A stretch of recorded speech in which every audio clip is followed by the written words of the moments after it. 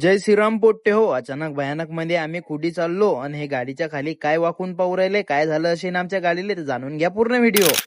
तर पोट्टे हो, अचानक भयानक मध्ये आमच्या गल्लीतून गेली आज RSS ची रॅली. तर तेले विचारलं का हो बुवा, हे तर दसऱ्याच्या दिवशी असते, आज कस काय आले. त्यानं मला सांगितलं की ते वरतूनच आदेश आला. ते म्हणत की एक तर दसऱ्याच्या 2 दिवस अगोदर काढा, एक तर दसऱ्याच्या 2 दिवस नंतर काढा. तर आम्ही ना दसऱ्याच्या 2 दिवस अगोदर काढली भो. म्हटलं बरं बुवा. मग त्याचा थोडाफार व्हिडिओ काढून आम्ही निघालो डायरेक्ट माहूरगड जाण्यासाठी. पण आपल्यासोबत कांड होणार नाही असं तर कधी झालं नाही. चेतन भाऊ म्हणत की गाडीच काहीतरी आवाज येऊ राहिला भो. मग आमचा ड्रायव्हर म्हणे की भाऊ आपल्याला डिझेल टाकणार, तर जाऊन पाहू एकदा खाली काय झालं काय नाही, तर कशाचा आवाज आहे. पूर्ण गाडी चेक केली भो, पण दिसूनच नाही राहिला आवाज कशाचा येऊ राहिला. तर मग अचानक मध्ये खाली वाकून पाहिलं, डायरेक्ट दिसला की पाट्याचा नट निघेलाय. बरं झालं आम्ही गावातच होतो, हायवेनं नाही लागलो. एवढ्यात नट भेटत नव्हता भो. मग असा बी एक कांड झाला भाऊ आमच्या सोबत. मग लगेच आपल्या रितेश भाऊनं गाडी काढली आणि पुऱ्या गावातून नट झांबलून घेऊनच आला भो पुऱ्या. रात्री 1-1:30 वाजले नट झांबलणं म्हणजे मजाकचा विषय थोडी आहे भो. पण पोऱ्याने हिंमत नाही हारली भो, पोऱ्या आलाच नट घेऊन. पोट्टे हो, गाडीचा नट वगैरे लावून आम्ही केली आमच्या पुढच्या प्रवासासाठी सुरुवात. आणि गल्लीतल्या पोट्ट्यासोबत कुठे चाललो येडे चाले केळे नाही असं तर कधी होणार नाही पोट्टे हो. थोडेफार येडे चाले करत अचानक मध्ये कावा झपा लागून गेला, हे तर काही माहितच पडलं नाही पोट्टे हो. पण आम्ही तर गेलो पोट्टे हो एक एक करून झपून. पण तुम्ही नका झपू, तुम्हाला तर पुरा व्हिडिओ पाहिजे पोट्टे हो. सकाळी सकाळी आली जाग आणि खिडकीतून पाहतो तर काय हे नदी दिसली. पण मला तर माहित नाही नदी कोणती आहे, तर तुम्हाला माहित असेल कमेंट मध्ये नक्की सांगा. माहूरगड जवळ आहे भो हे नदी, एवढं माहित आहे मला फक्त. मग थोडाफार नदीचा व्हिडिओ काढून डायरेक्ट आलो भो आम्ही माहूरगड मध्ये. पण इथूनला व्ह्यू पाहून तर मी तर चक्रातच पडलो भो. म्हटलं असं तर कधी आपल्या मलकापूर साईडला पाहायला बी भेटत नाही. थोडाफार व्ह्यूचा आनंद घेत आम्ही आलो डायरेक्ट रूमवर. थोडंफार फ्रेश होऊन आम्ही निघालो डायरेक्ट मंदिरात जाण्यासाठी. मंदिराजवळ आपली गाडी काही जात नाही भो, तरी जा लागते लालपरीनं. मग आम्ही बसले पोट्टे हो लालपरीत आणि आम्हाला डायरेक्ट नेऊन सोडलं लालपरीनं मंदिराजवळ. आणि हे पानं काय एक एक करून उतरू राहिले, तस काय फॅन्सी ड्रेस कॉम्पिटिशनच चालू आहे भो. म्हटलं चाला रे भो लवकर लवकर, पहिलेच नवरात्र आहे, अजून पंगारा वाढीन तिकडे मंदिरात. तरी बी हे पोट्टे ऐकता का भो, डायरेक्ट नाश्त्याची दुकान पाहायला लागून गेले. मग मला म्हणत भो हे की पहिले पेट पूजा फिर देव तुझ्या. मग दिसली ना पोट्टे हो एक दुकान. मग एका एकानं 2-2, 3-3 प्लेटा नाश्ता करून आम्ही निघालो डायरेक्ट मंदिरात जाण्यासाठी. डायरेक्ट आले पोट्टे हो आम्ही रँगीत. पण रँगीत काही एवढी भीड नव्हती भो. मग लवकर लवकर जाऊन आई माऊलीचं दर्शन घेऊन आम्ही आलो बाहेरच्या पटांगणात. मग पोट्टे हो बाहेरच्या पटांगणात येऊन थोडेफार फोटो वगैरे काढून आम्ही आलो डायरेक्ट परशुरामाच्या मंदिराजवळ. मग पोट्टे हो तिथं दर्शन वगैरे घेऊन थोडाफार किल्ल्याचा व्ह्यू घेऊन आम्ही निघालो डायरेक्ट औंढा नागनाथ जाण्यासाठी. तर पोट्टे हो रस्त्यानं जातच होतो तर तेवढ्यात दिसला आम्हाला आकाशी पायना. मग काय पोट्टे हो, गल्लीतले पोट्टे होते सोबत आणि आकाशी पायण्यात बसल्यावर येडे चाले होणार नाही असं तर कधी झालं नाही. मग थोडेफार येडे चाले करत आकाशी पायण्याचा आनंद घेत आम्ही केली पुढच्या प्रवासासाठी सुरुवात. आणि हा आहे भो पार्ट 1. पार्ट 2 पाहण्यासाठी आपल्या आयडीला फॉलो करून ठेवा. आणि पोट्टे हो एक एक करून चालले कुठे हे जाणून घ्या पार्ट 2 मध्ये.